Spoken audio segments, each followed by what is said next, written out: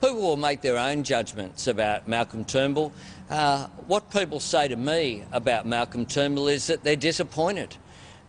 He promised to change politics. He promised to get away from the three-word slogans, to get away from the negativity, to get away from the carping about the Labor Party. Now, I'll lead you to draw your own conclusions as to whether Malcolm Turnbull has done that.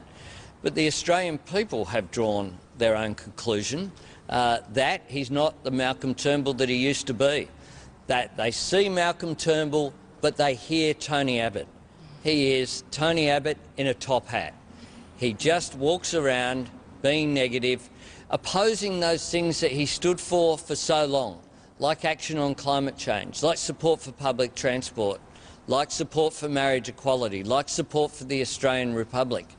And I think what's very clear is that Tony Abbott's government failed because they had a plan to get into government but no plan to govern. It's very clear that Malcolm Turnbull had a plan to get rid of Tony Abbott, but he also doesn't have a plan to govern. This is like the dog that caught the car. He doesn't know what to do with it. He's wanted the Prime Ministership his whole life, and now he has no idea what to do with it other than by occupying the Lodge, which is all very good for him. And I'm sure that Tony Abbott's still very cross the fact he never got to sit in the Lodge.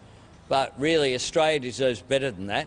Malcolm Turnbull doesn't deserve a second term because he hasn't put out a program for a second term, and he struggled to even get through the first.